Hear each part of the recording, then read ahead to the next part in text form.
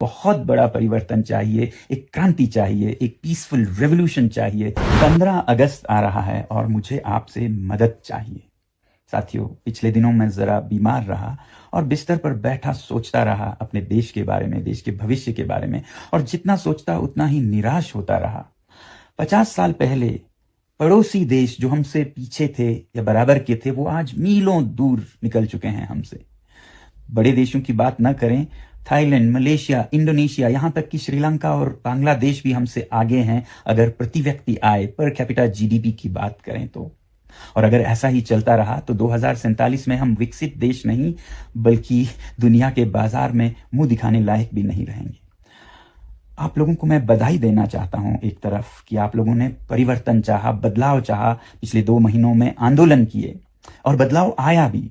शिक्षा मंत्री ने इस्तीफा दिया, मगर जो अगले शिक्षा मंत्री आए उनसे भी कोई चमत्कार होता नहीं दिखता, और जब तक शिक्षा पिछड़ी रहेगी देश का भविष्य भी पिछड़ा ही रहेगा। वैसे ही अगर दिल्ली में एक पार्टी की सरकार से अन्याय पर आवाज उठाई और सरकार ने बर्बरता से दबाया उस आवाज को, तो दूसरे राज्यों में दूसरे पार्टी की सरकारों ने भी वही किया अन्याय और वैसे ही बर्बरता से दबाया। तो पार्टियों की भी बात नहीं है। अब सरकारों को बदलने की बात अगर हम करें तो 2012-13 में एक सरकार को भ्रष्टाचार के आंदोलन में हमने बदल दिया, एक नई सरकार आई, मगर फिर आज 12 साल बाद भ्रष्टाचार और अन्याय ने रूप बदल लिया है, मगर उससे भी 2 गुना 3 गुना बड़ा होकर हमारी आंखों में घूर रहा है, हमें डरा रहा है। तो एक बहुत बड़ा परिवर्तन चाहिए, एक क्रांति चाहिए, एक पीसफुल रेवोल्यूशन चाहिए इस देश में, ताकि हम सही नेताओं को आगे बढ़ा सकें। क्योंकि सबसे बड़ी कमी हमारे नेतृत्व को चुनने में रही है। जब तक नेता सही ना हो तो पूरा देश गलत रास्ते पे चलेगा। मगर मैं ये कहना चाहूंगा, इन हालातों के बावजूद बहुत से ऐसे नेता हैं जो सही पर चलते हैं, सच्चाई पर चलते हैं, उन्हें मैं सलाम करता हूं।